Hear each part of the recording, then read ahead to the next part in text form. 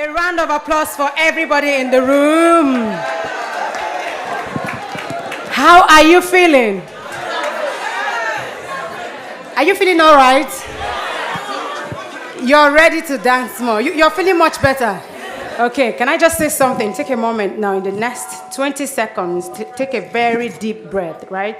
It's so important. It will help so that you can assimilate all the information that will be given to you right now. I told you to be fun, but it will be informative. Just let the calm set in first. Bring your attention to the room. I'm not going to cue you in for any meditation, just say. But just take a deep breath. And let me say something about taking deep breaths. It's like you have to push in air and make sure that your stomach is coming out. You know, sometimes we want to take in deep breath and we're doing like this. It's not like that. So just do like you're pushing in air through your stomach. I can be funny and I'm like that. And I can be too serious too. Okay, so everyone, deep breath in. Count like 4. 1, 2, 3, 4. Hold it in. 1, 2, 3, 4. And then exhale. Let's do it one more time.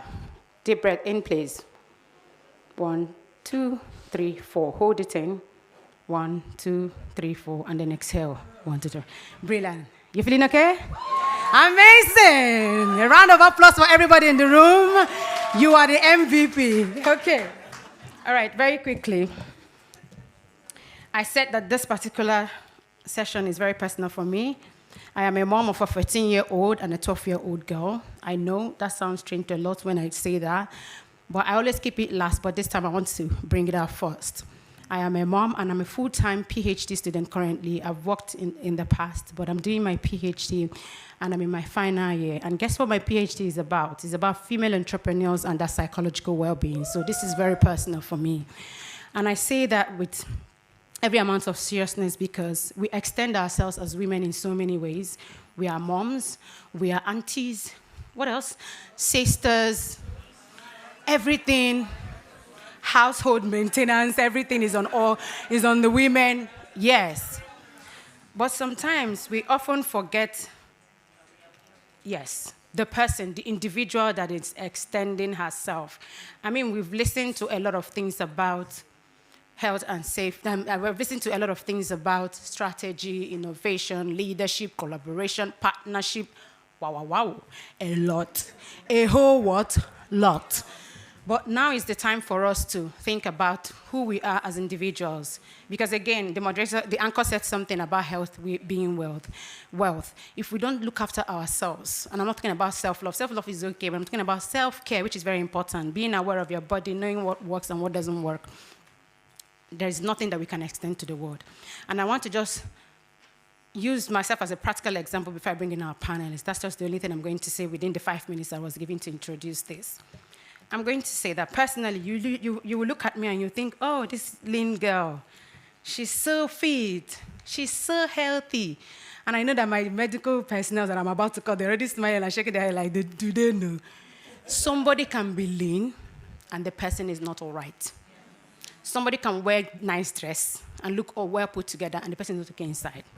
Let me tell you, I'm standing before you, and I had high cholesterol at some point.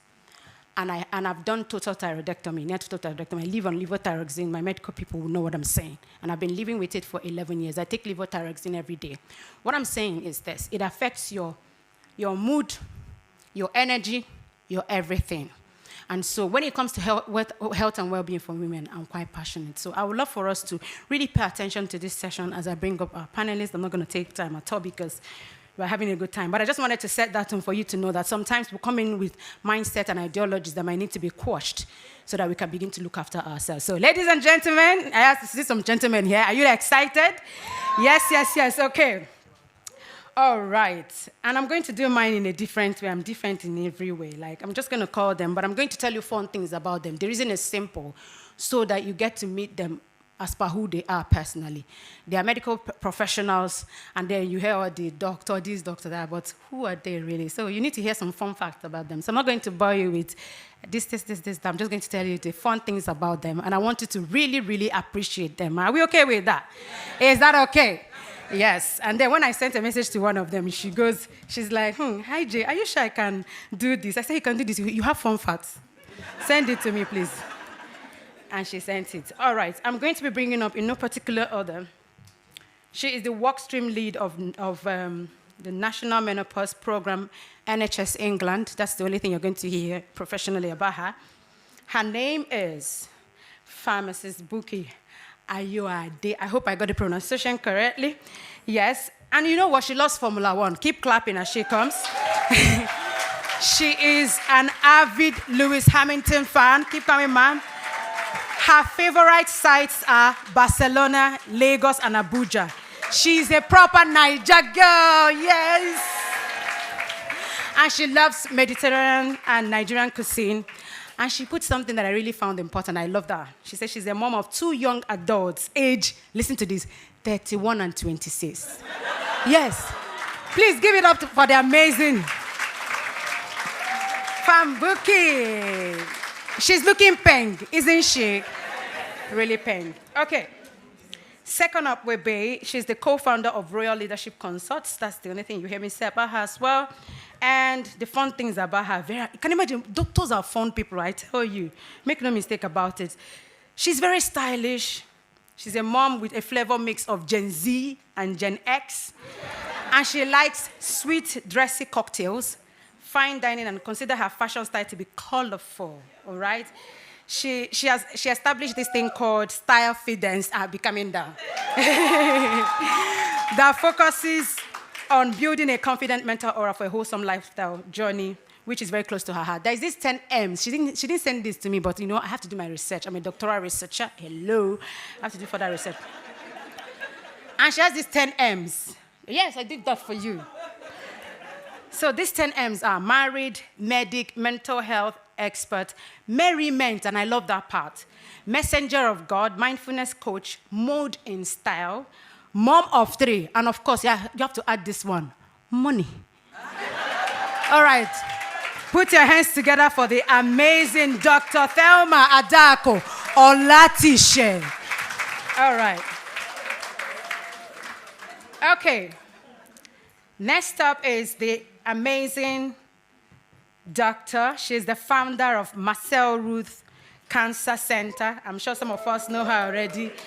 But you know, when I asked her to send something, I love what she sent. Just one, let me tell you something, fun fact about doctors. They are very brief in terms of what they do. They are trained to be what? Precise. She's already walking to the status to tell you, we do not have time to waste. These people, 10 minutes, you are out. Have you witnessed that in this UK?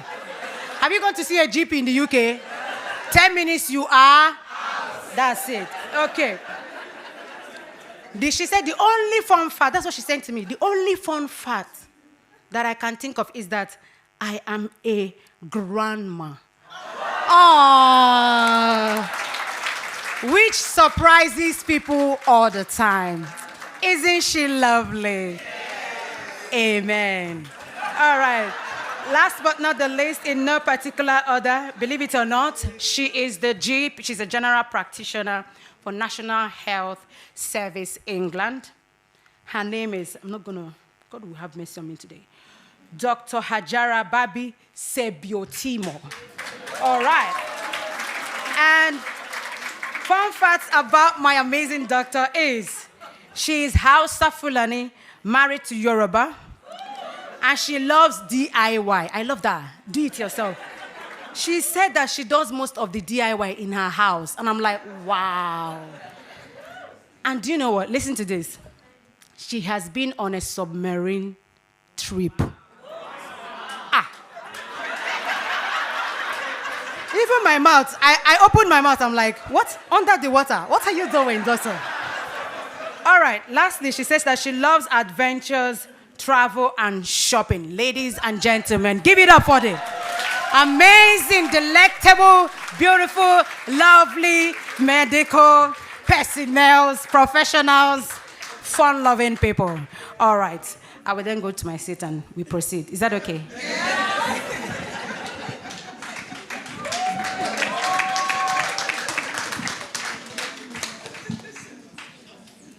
I actually love that we are smiling. It's very nice. Now I'm very, very comfortable. So this is going to be very, very interactive. We're just going to, because we all have questions, I'm sure. How many people, you have questions? Health and well-being? A whole lot. I love to say a whole lot, a lot. So, and we are going to be tackling different things. You have your general medical issues, cancer, you hear it from them, all sorts. You're going to just mental health and well-being, which I consider really very important. All right.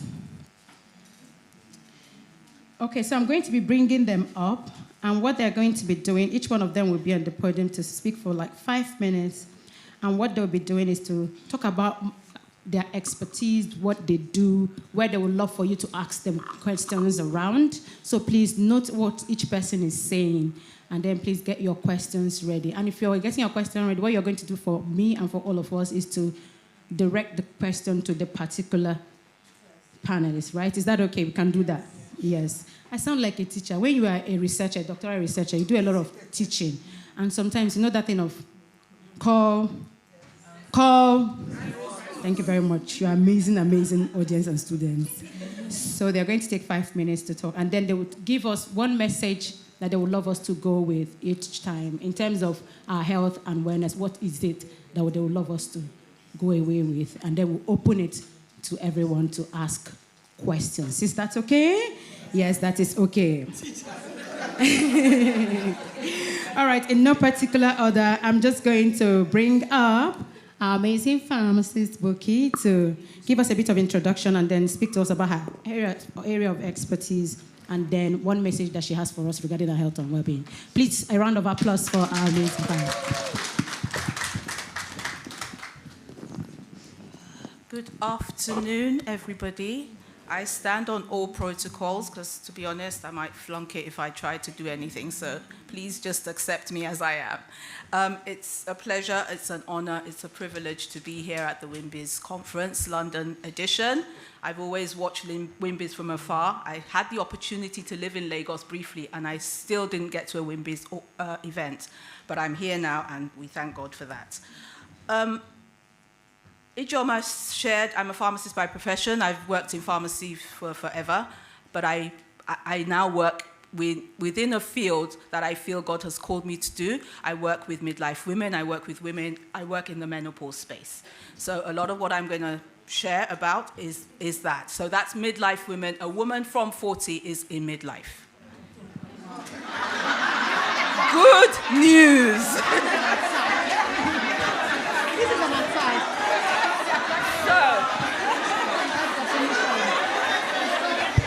I have 5 minutes. Please let me get on with this. So, what I've prepared, I'll just share with us. I'm going to start by saying our physical, mental, spiritual well-being and fitness supports our life's mission, and so we must prioritize it. I'll say that again. Our physical, mental, spiritual well-being and fitness supports our life's mission, and so we must prioritize it. Let's go to our theme, Limitless Fitness. When I do these talks, I just like to take it back to basic. I'm a keep it simple person. So the dictionary describes fitness as the condition of being physically fit and healthy. Limitless is without end, limit, or boundary. That's where we need to go. How do we do that, though? Therein lies the question. I run an organization, apart from what I do at NHS England, a work stream lead of the National Menopause Program. I run an organization called Vibrant Midlife Wellness Practice. Vibrant Midlife, because when you Google midlife, what you hear is crisis. And I know that this phase of life is possibly my best. I'm living my best life at this phase of life. So I don't want to associate midlife with its up and downs, don't get me wrong, but I don't want to associate it with negativity and all of that. So what do we do? So within Vibrant Midlife, I've come up with something I've called the MAPS system. MAPS, we start with a mindset of well-being and fitness, because where our head goes is where our action goes, is where our results go. It is God's intention that we live in health and well-being. So God has said, "Beloved, I pray that you may prosper and in all things and be in health, just as your soul prospers. That is his intention. Vibrant Midlife is a faith-based and an evidence-based practice. So we use all of the science, but we know that there's a power higher than all of that, and we bring that into what we do. So M is for mindset. A is for awareness. Women need to know what's going on in their bodies. We need to know, we need to make those checks, we need to take those numbers, we need to understand what's my blood pressure, what's my total cholesterol, what's my glucose level, what's my hip-waist ratio, so typically called BMI. We need to know what's going on. When we talk about menopause affects women in typically 3 different ways: physically, psychologically, and vaginally. So genitourinary is what is the scientific word. But basically, what's going on down there is impacted by the menopause transition and the loss of hormones at that phase of life. So I've said mindset, awareness, and then when we know what's going on and things possibly are not necessarily right, we need to make a plan. We need to make a plan to fix things. We need to make a plan to align our actions with where we want to go in terms of our well-being, our physical, emotional, and psychological, and just our well-being in general. Our plan, when that comes through, so when we talk about plan, I use a lifestyle approach mostly to menopause care. So we're looking at the well-being pillars. What's the food we're eating? How are we moving our body? Sleep. How much sleep are we getting? All those vigils, maybe we need to take some of them down. How much stress are we, how are we managing stress? Then we also need to ensure that our plan is sustainable. So what we are doing is we're not following fads and jumping on the next bandwagon. We make a plan, so we have a lifestyle of health and well-being. So my diet, for example, is a lifestyle. It's a lifestyle. It's, I bring in certain things. It's not about depriving myself. I bring in what is nutritious for my body. I bring in what will help me manage my weight. I bring in what will look after my heart, what will look after my blood vessels, because I need to be around for a long time. I've got plenty of work to do. And then, so we've got a sustainable lifestyle, and then we need support. We need the right support. We need right expertise to support us. So I'm almost wrapping up. What is your why? That should be a question we should ask. What is your why? Because we prioritize many things. And if truth be told, sometimes we are not the best at looking after number one. My why is, I've said, my life's mission is that no midlife woman is left behind. I'm here, God has put me on this planet Earth to speak to women. They must be healthy, they must be well, mind, body, soul, and spirit. My why is, my daughter is 30, whatever. She wants to have children. I don't need to be the grandma that's running in the playground. I don't need to be attending hospital appointments. And that's no disrespect to whoever is living with a condition, but that is my own locus. I need to be there for my kids, for my grandchildren. We book hair appointments, we book nail appointments, we go shopping up, down the street. In the UK, we might be lulled into a false sense of security because we've got the NHS, which is a brilliant organization. That is where I work. However, when you're in the midlife menopause space, you need to be informed. You need to know what's going on with your bodies. So there's so much health information out there. Everybody's a doctor, a wellness, a this, a that, a da. Dr. Google is not your friend. So don't just listen to information. Take on board the information. Let that information inform our actions. Because without doing anything, I always say wellness and health and well-being, it's not an anointing that flows on anybody's head. We need to put action behind our works. Okay. So prioritize our health and well-being.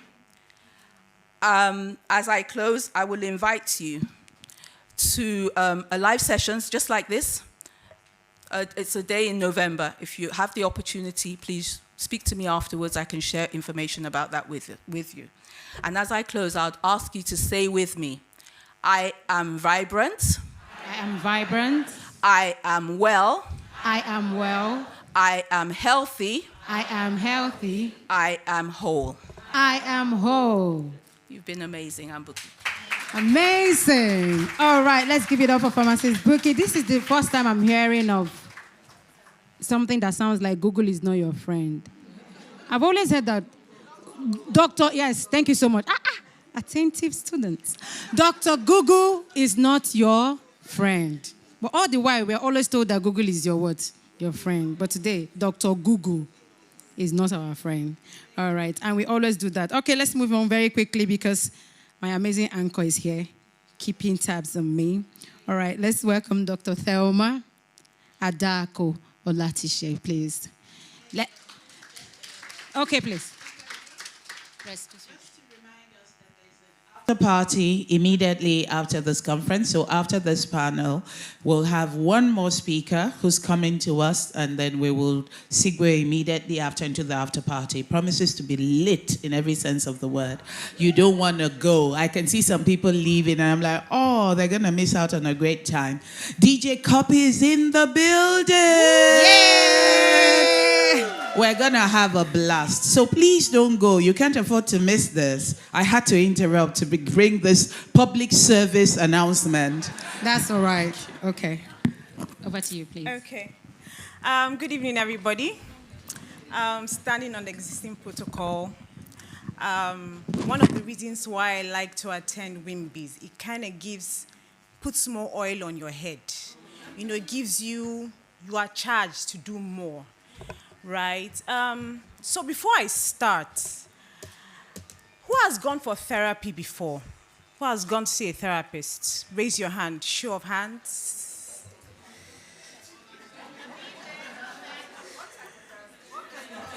A psychotherapist. Therapist for your psychological health. Not marriage counselor. Not relationship therapist. For your mind, show your hands. If I approximate, we're more than 50 in this room. Yes, we are. Almost, you see? And we're less than 15 that have gone to the therapist. So the rest of you are okay, Abi? We are okay in Jesus' name. So here is going to be my starting. She said in Jesus' name, I'm a Christian. I'm a child of God. But even at that, God has given each of us gifts. When you're physically sick, you go and see the doctor, right? When you need medications, you go to the pharmacist. When you need to build a house, you go to the architect first, then you get the drift. But when we're struggling with our psyche, maybe we're struggling with our unconscious, our subconscious, and preconscious, that's what makes up the psyche. We tend to go to our pastor or our imam, or we gather some friends and we tell them, right? There's nothing wrong with that. But the thing here is, when you tell certain things to certain people, for example, let's say a group of friends, when you fall out, the likelihood of them telling to somebody else is very high, right? You don't even have to fall out. Thank you. You go to meet your pastor. When you meet your pastor to discuss certain things, he will always have or she will always have an opinion, right? There will be this sense of judgment, whether you like it or not. And a lot of times, the advice they will give you will be, you would, how will I put it now? You will be biased, yes. He will be biased, and then he already has something in mind. He's not open or she's not open. I'm a medical doctor. I've practiced medicine for 15 years. And in my practice of medicine, I've come across all types of patients. And there's something I've come to realize. You can be whole physically, Or I've seen patients that have very poor prognosis, because I deal with a lot of chronically ill patients. And I'll tell you why. And you find a patient that has a very poor prognosis. But because of the positivity of the mind, you as a doctor, you'll be surprised about the healing process of that person. So there is power in the mind. All these things you're talking about, collaboration, strategy, this, that. If you do not have clarity of the mind, you will not succeed. And that's on period. I'm a Gen Z mom, so I see all this rubbish all the time. So it's very important that we prioritize our mind. I'm a certified counselor. I'm currently doing my PhD in counseling psychotherapy. And it's an interesting area because back in Nigeria, myself and my husband, we founded Zeni Medical and Kidney Center. For those of you who live in Abuja, I'm sure you know about it. It's been around for 12 years, and we deal with a lot of chronically ill patients, especially patients with kidney failure. And I found a gap. When you have somebody that's chronically ill, the toll is not even taken on the patient, it's the caregiver. Nobody pays attention to the caregiver. So I started a counseling class where you just sit down, talk, and you'll be amazed at the things they say. And they feel happy because they are not just, some of them, let him just die, I'm tired. And the person is not saying it because he doesn't love the person he or she's taking care of. It's coming from a place of frustration. Imagine saying that to your mother-in-law, is your husband, and saying that to your mother-in-law. They will call the village people for you. But you're not saying it from a place of anger or a place of, you're just tired and you just want somebody to hear you. That is the job of the therapist. When they say mental health, there's mental illness. That's where the psychiatrist comes into play, where you need medication. Everybody needs a therapist. Sometimes you may even have a fallout with your friend and you don't know how to navigate that issue. You can see a therapist for it. The therapist will not tell you what to do, but will help you navigate the issues and give you insight. And at the end of the day, by the time you're done talking, you will find a way to solve that problem. The therapist serves as a silent blanket with no emotions, and you just free associate, you just talk. So I'm here. I wrote I wrote a bunch of things, but I think what I want to say in summary is that we all need a therapist, one way or the other.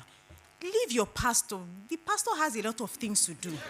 Leave your imam. Leave your mother. Because even sometimes when you tell your mom certain things, she will advise you from a place of being selfish. Because humans were very selfish. So whatever I tell somebody, I'm going to say it in such a way that somehow it may not benefit you at the end of the day. But when you go to a therapist, it's more like it's a safe environment. First and foremost, everything you say there remains in the room. It is confidential. So you are not afraid of, even if it's you are able to say, oh, there's this my neighbor. I just feel like going to the house and stabbing the person because they're always making, that is how you feel. Not necessarily that is what you want to do, right? So it is important for us to understand that seeing a therapist is not just because you are depressed. You see them before you even get to that tipping point. Thank you very much.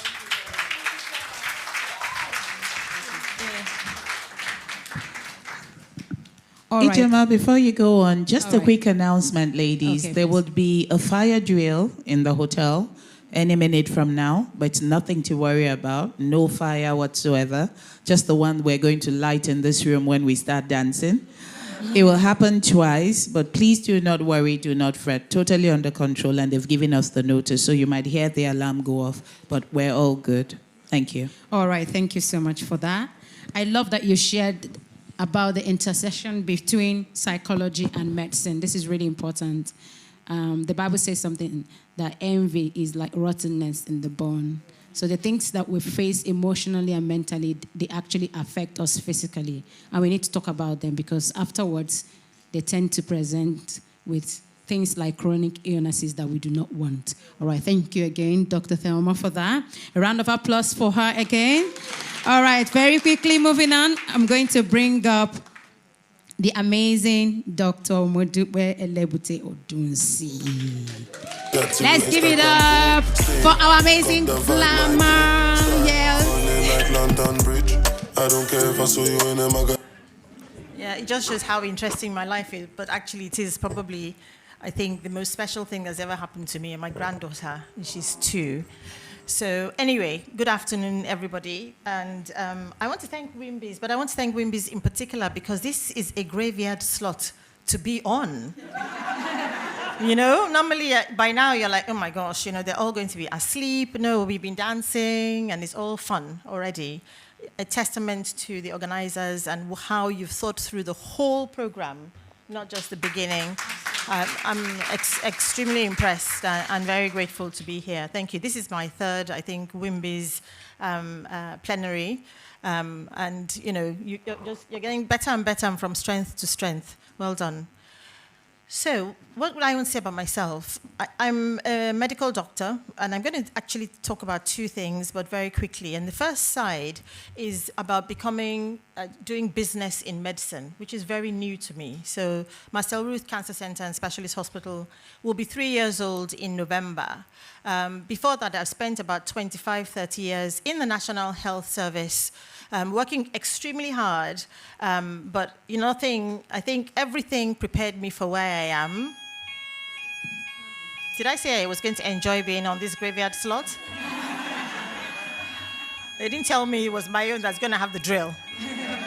Need a shower, oh baby, I need a freak. Lick it like ice cream, as if you mean to be disgusting. It's not enough. One side I like that, no stopping up.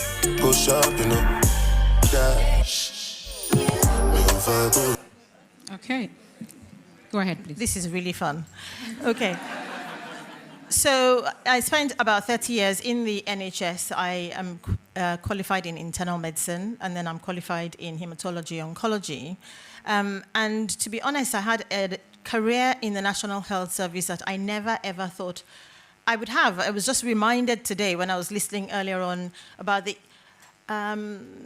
issues, the things one had to deal with about not just being a woman, but being a black woman, trying to forge a career. But actually, honestly, I'm not joking. I think that if one doesn't look at it negatively all the time, it took me through to places in my career that I never thought I would get to. And I think that's maybe being mindful of the fact that I thought it was going to hold me back.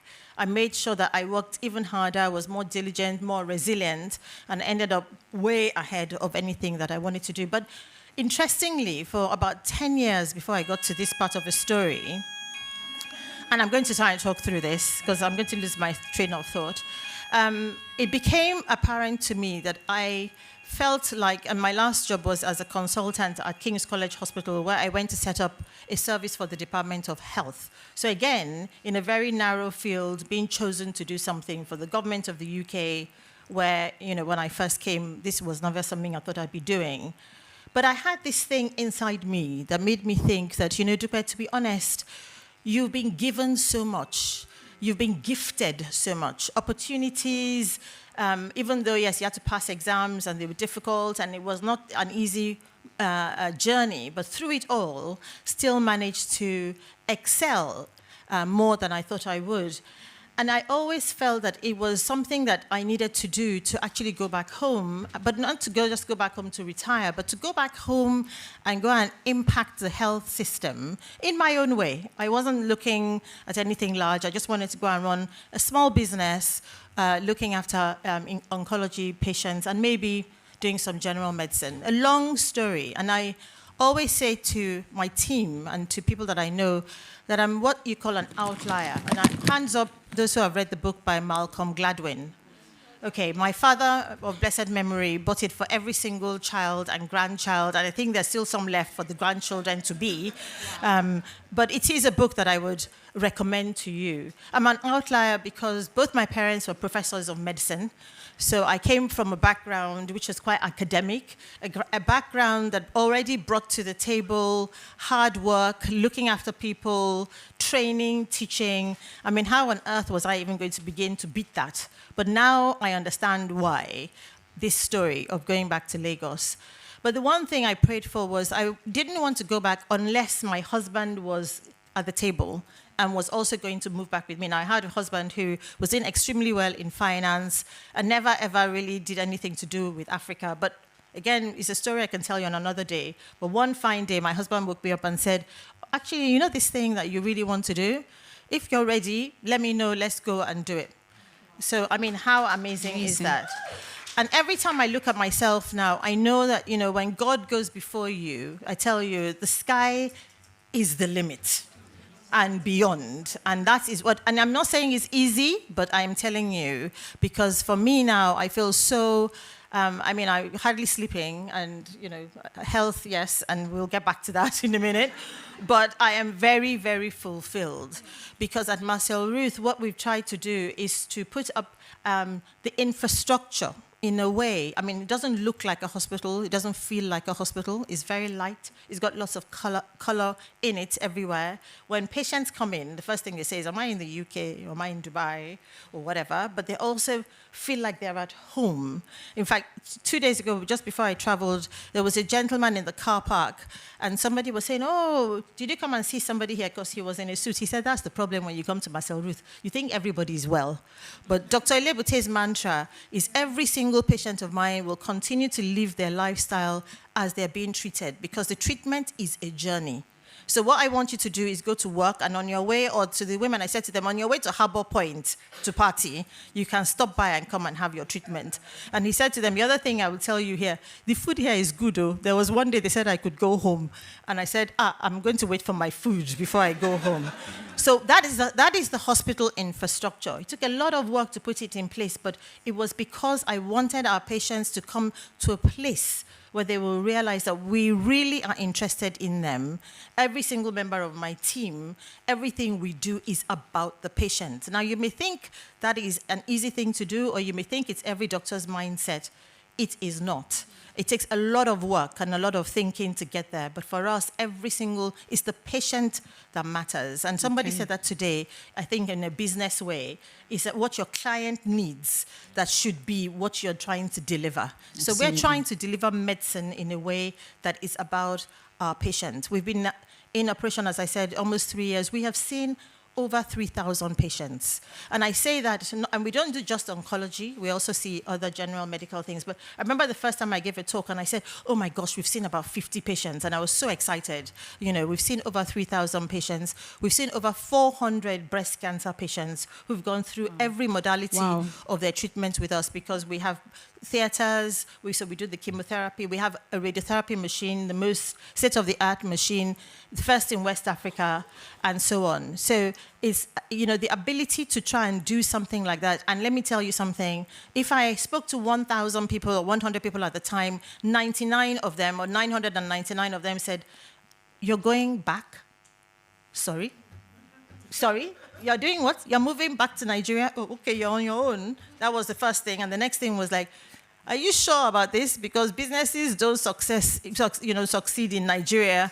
It will all come tumbling down. Or even when they came to the building after it was functioning, it's like, are you sure you can maintain this? And I'm very Nigeria-centric, so every member of my team is Nigerian. And every day I hear, don't you have a South African or an Indian or somebody or whatever? We're the most intelligent people. Look round. Absolutely. Yeah.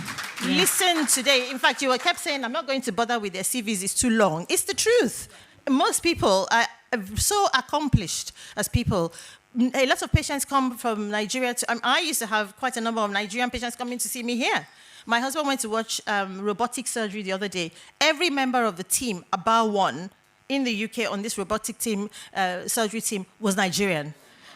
And then we feel that when we have a business, we have to have other people. So anyway, from the business side, Yes, sleepless nights for years, for 2.5, 3, 4 years, whatever. And Nigeria is not an easy place to do business because particularly the costs, the expenses of running your business is really high because everything you buy, you're paying in dollars for whatever you need, all your consumables. And then anyway, all your profit goes into electricity and generators. Let's not go there. But that's my husband's problem. I'm very, very lucky.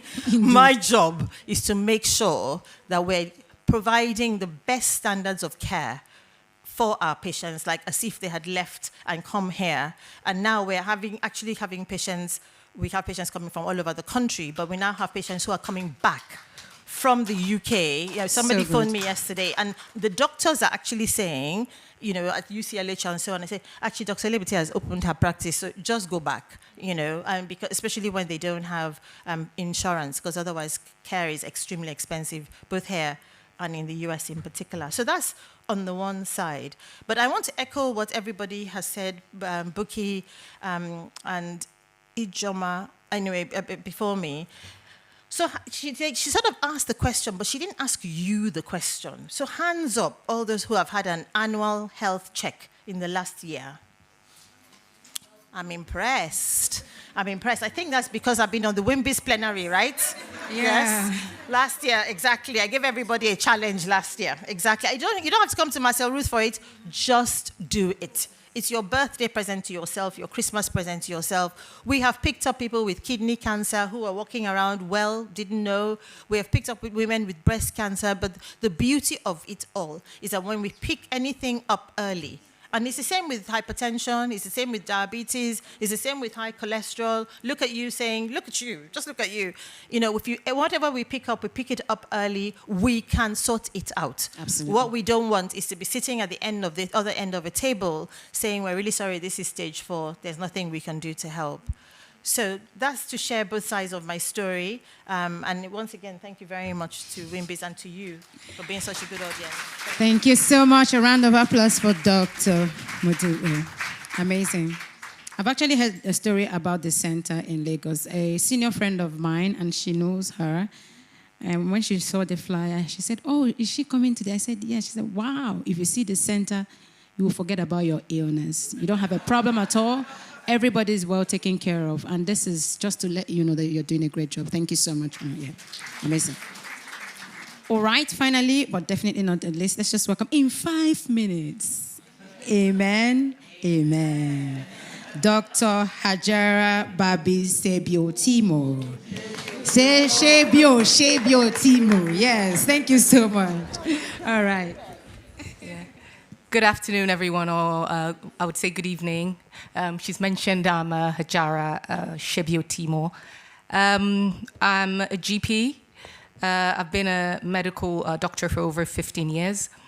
I work in the West Kent CCG. I'm primarily based in Seven Oaks at St. John's Medical Centre.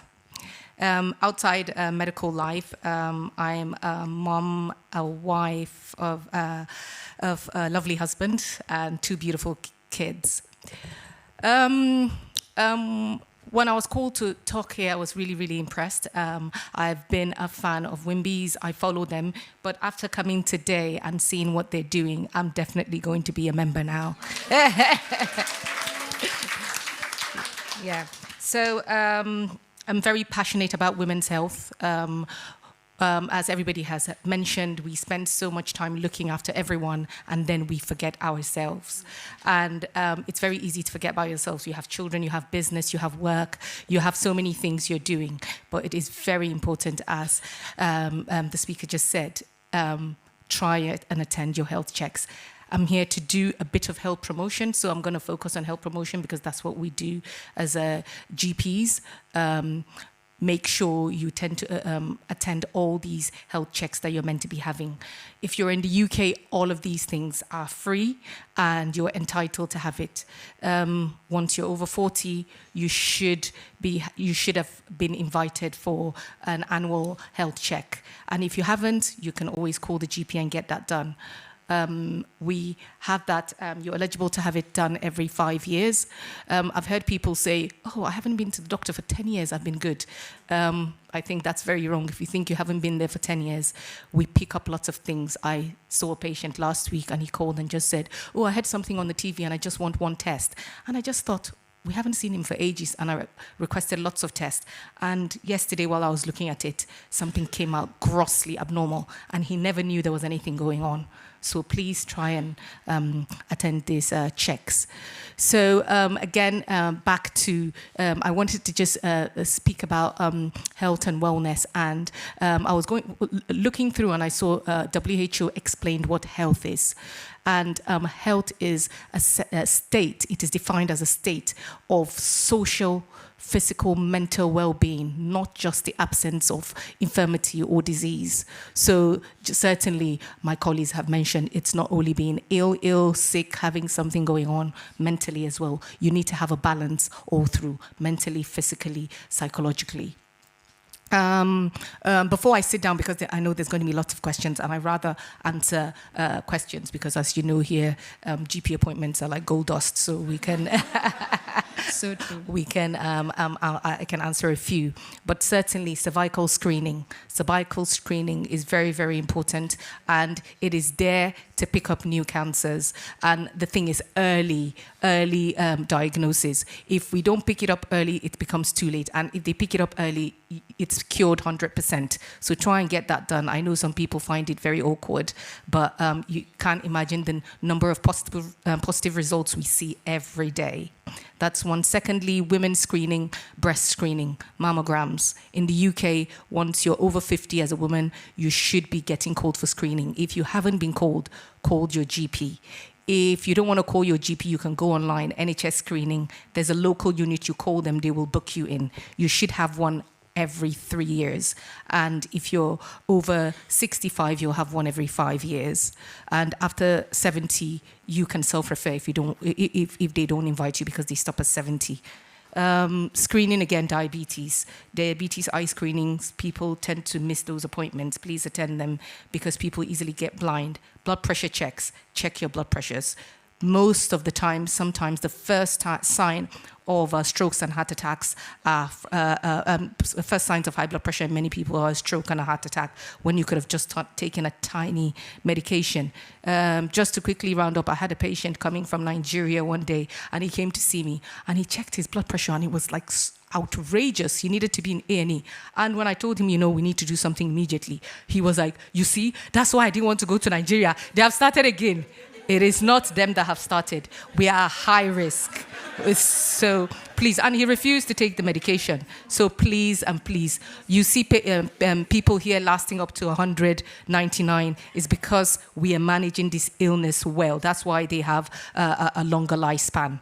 So I think I'm just going to leave you and take a seat. If you have any questions, please let me know. I'm happy to cover every area. Thank you. All right, amazing. A round of applause for her. Thank you so much. Okay. How are we doing with time, please? How many more minutes do we have? 5 more minutes. 5 for questions. 5 more minutes. Wow. One question. Okay. Do you have questions? All right. Okay, let's just... can I ask that we take like 3 questions? Fair enough. Is that okay? Can do that quickly. Yes, we'll do that very quickly. 3, yes. Okay. Thank you so much. Can I take the 3 now? 1, 2... Any more? Oh, 2 is fine. Great. Amazing. All right, please, let's hear her question. But just before that, Dr. Mbe wants to say something, just very quickly. Is this working? Yes, it's working. Hands up anybody who has a family history of cancer. Any type of family history of cancer. Yes? Okay?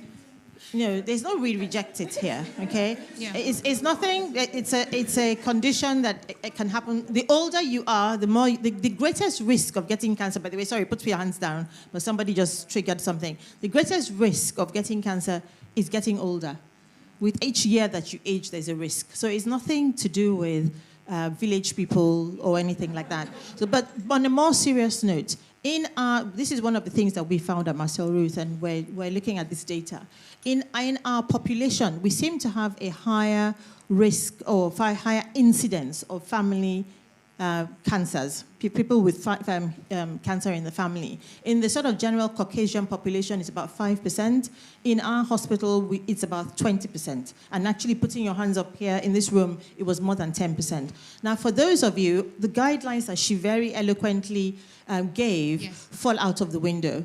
So what you need to know is the person who is the youngest with that history of cancer in your family. All right? So if you have a sister, for example, this week we have a 34-year-old doctor who we just diagnosed with breast cancer. Who did she do anything wrong to? Nothing. So all that sort of, negativity. She's 34, she has breast cancer, she's a doctor. All right? So for her, in her family, you have to start 10 years before that person that was in the youngest person. So the 20-year-olds in her family should be screened going forward. Does that make sense? So if you have a family history of cancer, what you need to know, the youngest person and the screening for everybody in the family should be 10 years before, because it means that you have some genetic risk of having cancer, and therefore you don't fall into that population that she's spoken about. Does that make sense? I thought that's very important for you to know. Okay. Thank you so much for that. A round of applause. Right. Very quickly, please, your question. Okay. Hi. Hello, everyone. Thank you so much. I'm Wimbers. First UK conference, and I'm so thrilled to be here. I had a question in the previous session, actually, and I was going to talk about psychosocial support. And the reason I was going to talk about that, because essentially everyone's talked about collaboration, working together, and building individual success and so on. But I think that, especially as you in the UK, building communities is so important, because you have a lot of young families that are coming here and then they're realizing that, oh my gosh, they're stuck because they don't have support. They don't have a strong family support, unlike the Asians, for instance, that have built decades of success and generational success because they're able to emigrate with their grandparents, etc. So someone is in school, someone's, they're watching the children, etc. And a lot of Africans and Nigerians, they emigrate on their own. And they come here, and you talk about mental health, Dr. Thelma, and there's a lot of problems. So essentially, one of the things that we should consider looking into is how do we build communities for ourselves? Because you can build individual successful businesses, etc. But that communities is so important. And I think that you mentioned something like that earlier. But community is so important, and that's really what would help the next generation become someone from the next generation become a prime minister, for instance, because they have so strong family and community support. All right. Thank you very much for that. Let's just take the second question as well before we... Yes, please, go ahead.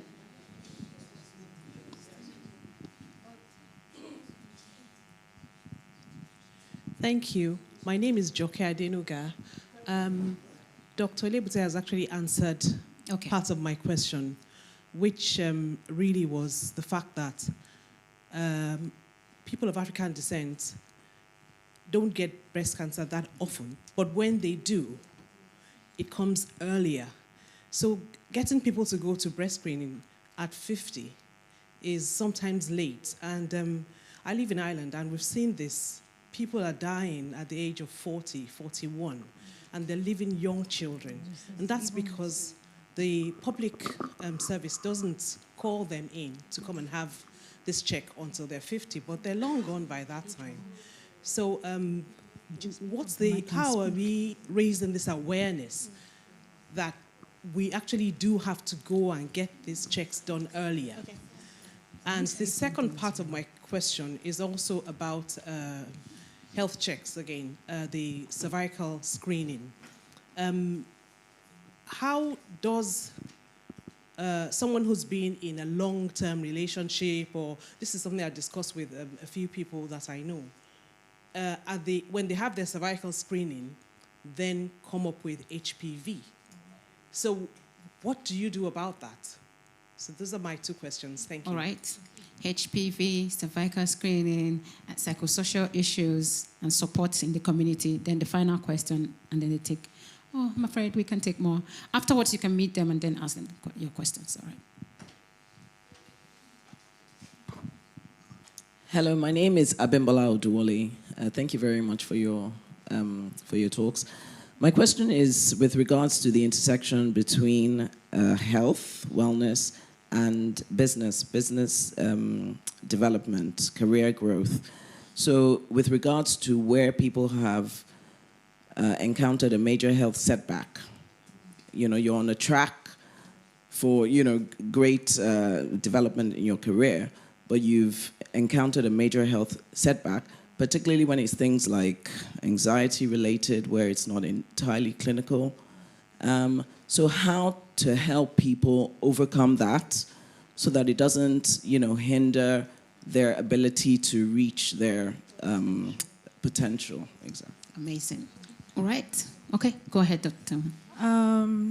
So before I answer your question, just as they're talking about health checks and all that, I want to remind us that, we do family history of this and that. I'm sure people know about chronic kidney disease, and it affects every age. Chronic kidney, CKD, chronic kidney disease. It affects every age, and just a P test would find out if you're leaking protein. Kids, we've transplanted kids, so it's important because the thing about chronic kidney disease is very silent. Stage 1, stage 2, there are no symptoms, there are no signs. Then boom, you now have a high creatinine level. So while you're doing the breast checks, the cervical cancer screenings and all that, please, it's very important.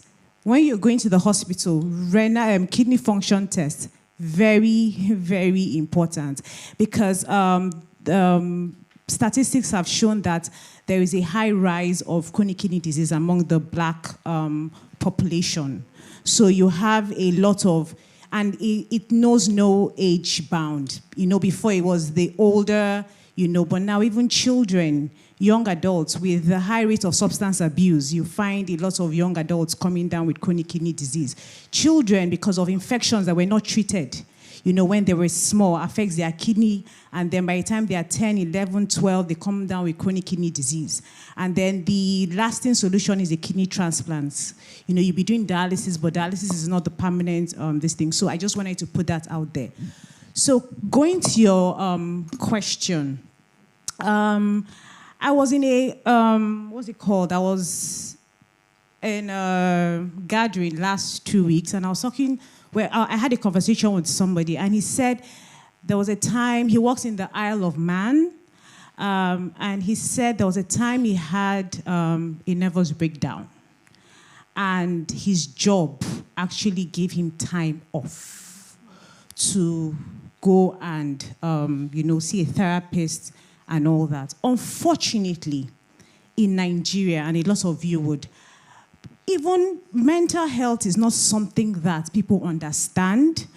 When you say you are depressed, they'll say, hey, just pray, go to, things like that. We don't take it seriously. So I think it's something that it's a conversation that we need to begin to have, because it's important that we have programs for situations like this. I can tell you that 5 years ago, I was suicidal. And I'm a doctor. I'm supposed to know it all, But I had to take time off because I was going through a lot. So it can happen to anybody, but you need that support system.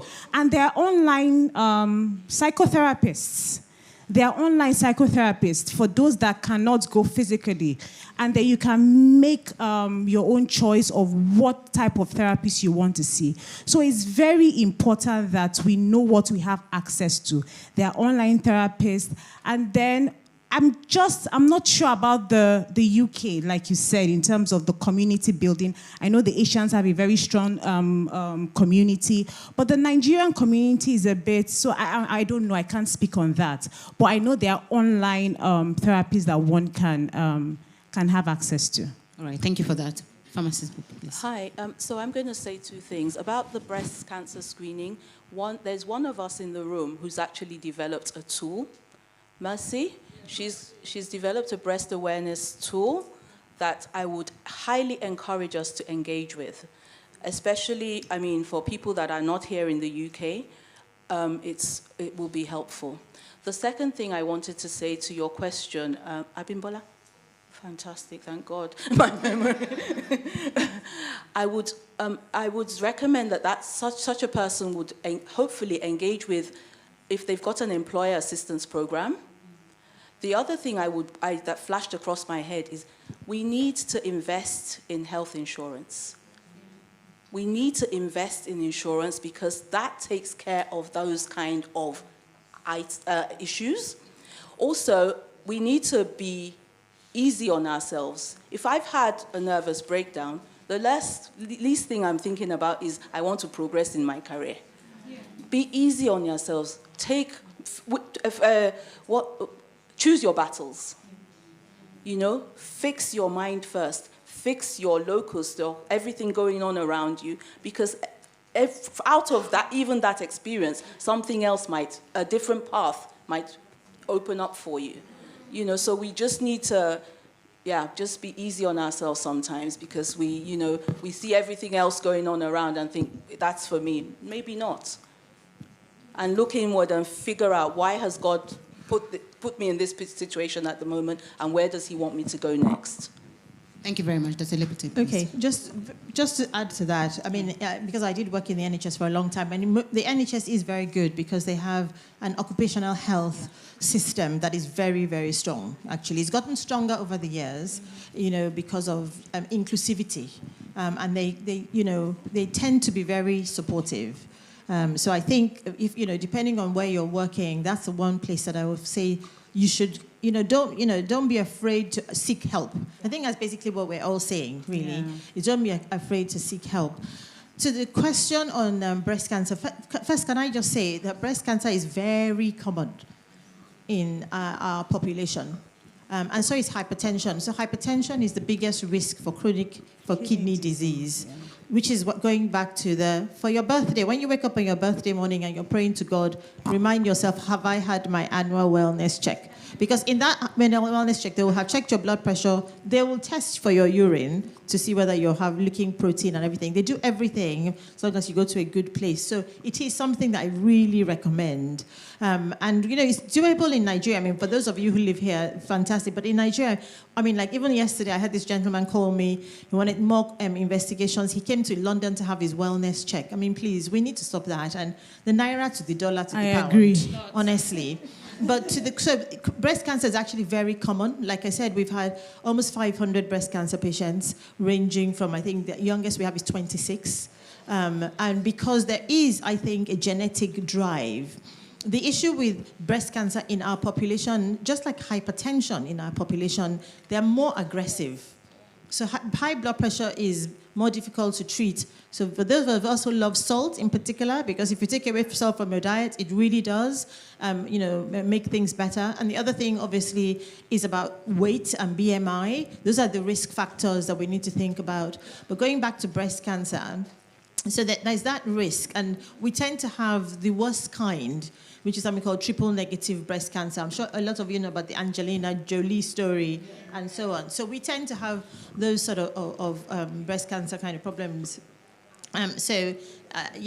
Examining yourself regularly, self-examination is key, and using the guidelines to make sure you have ultrasound if you're below 40 and mammogram above 40. I'm sure the problem in Ireland is that when you have an immigrant population, the public health system is not aware of this immigrant population. Because what happens when people emigrate particularly is that they're not registerable. Some of them don't have passports, they don't have this. So they're a silent population in that system. So nobody's sending them letters saying, come for your breast examination or your ultrasound or whatever. And when they have a problem, they can't even sometimes access a GP. And that's the problem. Cervical screening, again, now there's the vaccination. So there are two bacteria, sorry, I know, but this is important. There are two things that everybody needs to be aware about. There's something called the HPV, human papilloma. You can get it from as young as age 12 or whatever, right? But the minute you become sexually active, you're at risk of getting HPV. It stays silent in the body, but it continues to grow. And as it grows, it causes inflammation to the layers of the cells in the cervix, and years of inflammation is what becomes cancer. So it's been there for a long time. It's just progressed. And that's why the biggest thing now for all of us who have daughters in the room, daughters, all your girls should be vaccinated against HPV. It is the one thing we can cure and prevent. Make sure it won't happen at all, and boys, and boys too, but particularly in girls. So, and now in Nigeria, there's a program to actually vaccinate all the girls. So that's the one thing. The other thing, which is common, Helicobacter pylori, H. pylori. Has anybody heard of H. pylori? Have an H. pylori test. All of us, it's indigestion. I think it's the pepper. It's this. Have an H. pylori test. The reason why, no, I'm very serious. Sorry. Let's listen. We've almost finished. Please. We've almost finished, but this is really important because only in this year, this is my third gastric cancer patient. Okay? And it's the worst cancer. I mean, no cancer is good, but when you have in the stomach, you have to remove the stomach. It is awful, okay? And it's something as simple as if that family, because again, H. pylori you have it in the family, in the household. Yeah. So as children, when and then your cousins and people come and live with you, we all are H. pylori positive. It doesn't cause us any problem, but it can cause that inflammation, like the HPV, and chronic inflammation over a period of time causes the cancer. But just by clearing the H. pylori, which is a course of antibiotics and omeprazole, sometimes for a month, sometimes for 2 months, we completely reduce that risk and maybe take it away. Amazing. So H. pylori tests, please, apart from your HPV and so on. Thank you so much, everyone. We've all heard it from our amazing professionals. Awareness, all the tests, check yourself, do all those things. I would have shared a personal thing, but let's leave it here. But let's continue the conversation and look after ourselves. And if I may say something, rest is very important. We don't sleep enough. That would be my own closing. It's important that we rest. Rest is restorative. Rest is healing. Rest is important. Please tend to sleep more. Thank you very much, ladies and gentlemen. Amazing. Please give it up for this wonderful panel. And our moderator, Ijoma Kande, who did an excellent job. You are such a hoot. You had us cracking up earlier on.